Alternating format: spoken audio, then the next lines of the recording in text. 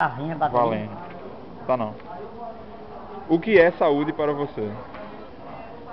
Saúde para mim é qualidade de vida, né? É você conhecer o seu eu e procurar dentro daquelas possibilidades que lhe possibilitam você cuidar melhor de você. Saúde, né?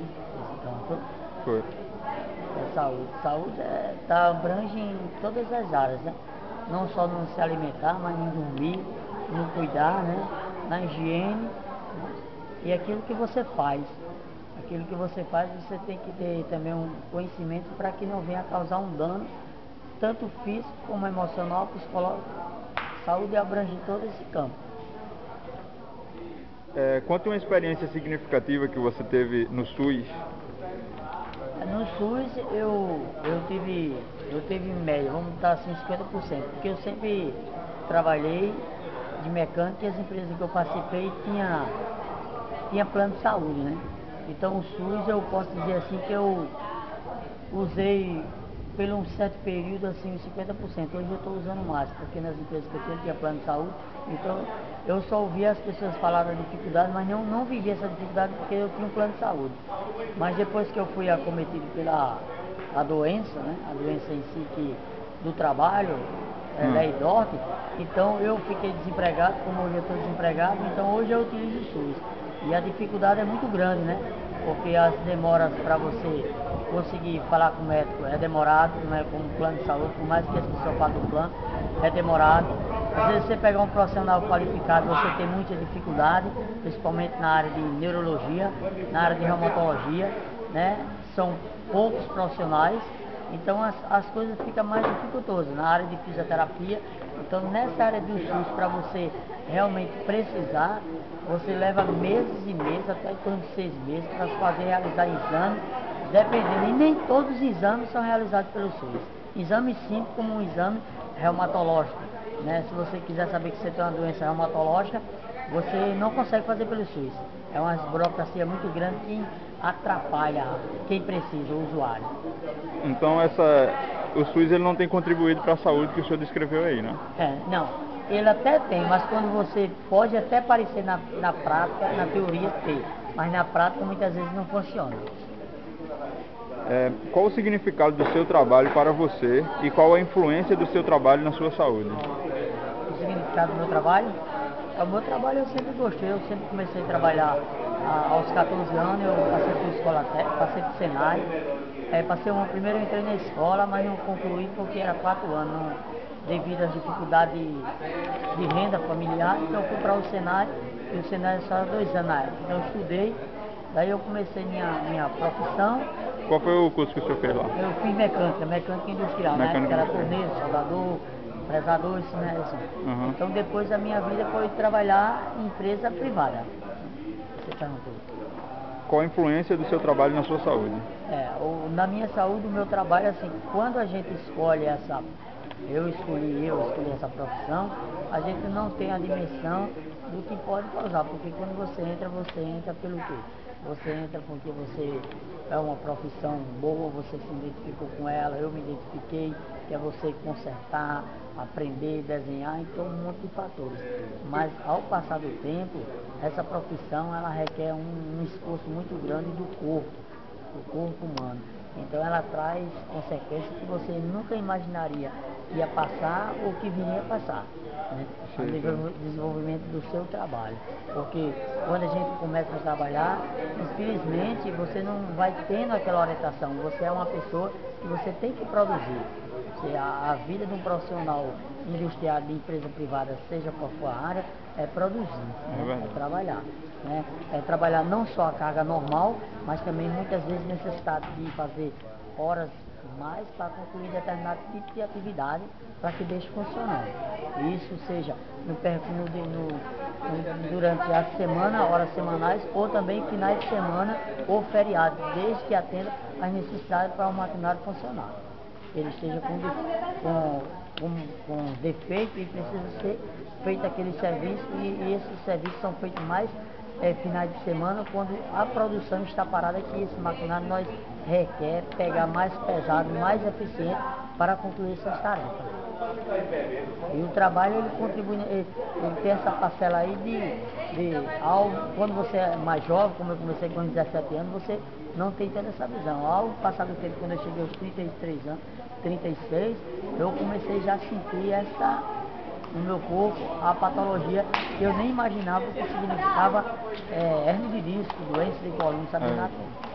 Então, realmente, eu acho que era melhor você ficar com ele mais ali pra trás, porque tá essa zoada aqui ao redor, o pessoal saindo da sala. Mas acho que tá ouvindo. Vê um espaço, não, mas porque a qualidade fica boa, entendeu, Sebastião? Porque às vezes, quando ele bota no computador, fica aquele eco chato. né? Aí Vamos para ver mais. Parou aí? A gente dá uma cortada. Tchau. A gente corta essa parte. Que tá bom. Aqui tá bom. Mas acho A iluminação do sol é boa, que é pra... importante. Tenha cuidado de mim, assistente social. Posso passar para a próxima? Posso passar, né, para a próxima? Bora. Você se considera um educador popular em saúde? Por quê? Hoje eu me considero, né? Porque como eu disse a você, através de todo esse relato que eu estou fazendo, é através de eu passar por essa situação de problema de saúde que eu me deparei com um método de trabalho e através desse método de trabalho eu fui encaminhado para fisioterapeuta. Através desse fisioterapeuta eu já aprendi com professores de universidade que fazia trabalho em função da comunidade que sofre, seja qual for a idade que a pessoa está acometida de uma enfermidade, da idade mesmo que vai chegando. Então, isso aí, toda a aprendizagem que foi passado, eu tento passar para aqueles também que estão precisando. Então, o educador popular, ele se encaixa aí, né? Quando você absorve o conhecimento e esse conhecimento você passa para aqueles que ainda não estão informados ou ainda que não conhecem, que precisa desse olhar, que precisa dessa orientação. O educador popular, ele entra aí como um colaborador para ajudar o seu próximo. Que contribuições suas lutas têm trazido para a saúde de sua comunidade, entidade, sindicato? A minha luta, como eu concluí completando esse raciocínio, ela contribui nesse sentido, né? Porque tudo que eu passei e que eu estou passando até hoje, dessa situação de enfermidade, de perder emprego, de ser, vai para uma parte para o INSS acha que você tem um potencial, mas o mercado não dá oportunidade, a empresa que está não quer mais saber de você. Então, quando você fala, você falou mesmo que você fala... Contribuição da sua luta.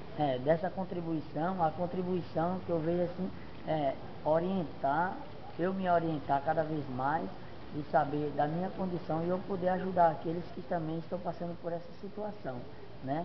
De doenças, Lei Dort, de doenças ocupacionais, de doenças que muitas vezes o profissional lá na frente, ele nem imagina que ele pode ser acometido. Então, eu que já passei, que vivi essa experiência, estou vivendo, estou passando, estou sentindo, isso aí eu não estou falando que alguém contou, mas eu estou contando aquilo que eu estou vivendo e que eu estou passando. Experiência.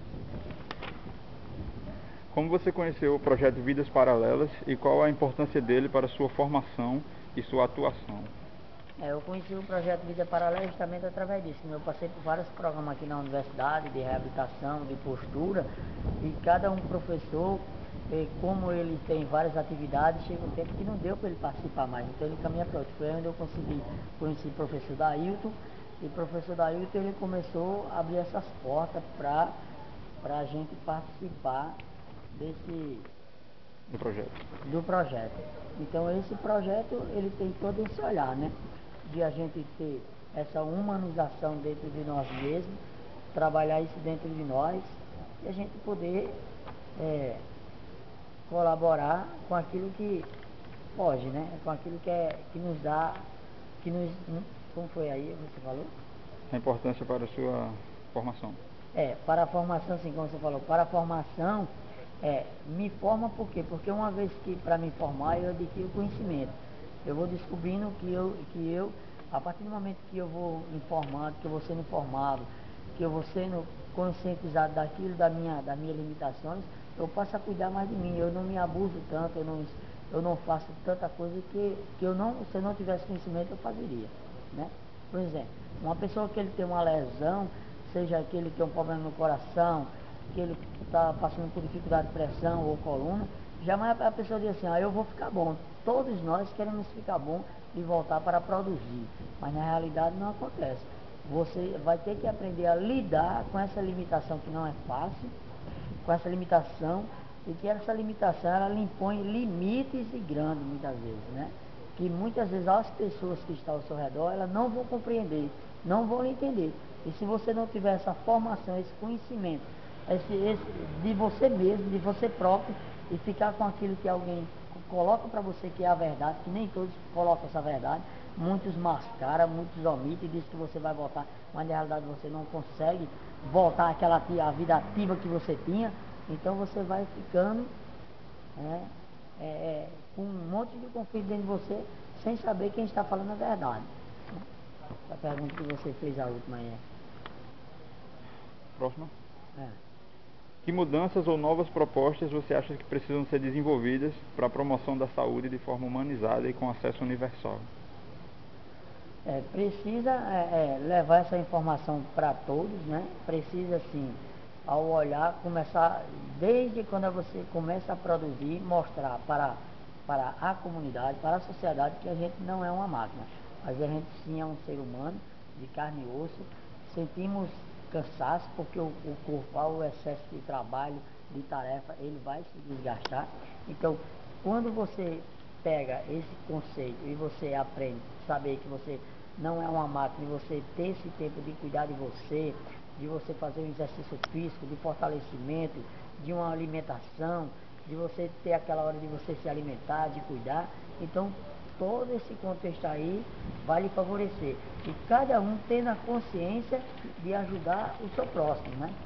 De colaborar, seja da empresa, seja daquele pessoa que você trabalha com ele, tem que estar esse exame de consciência, né? Não pode ser uma coisa assim, aquilo que eu quero, mas que também eu não dê, eu sugo daquele outro aquilo que ele pode dar.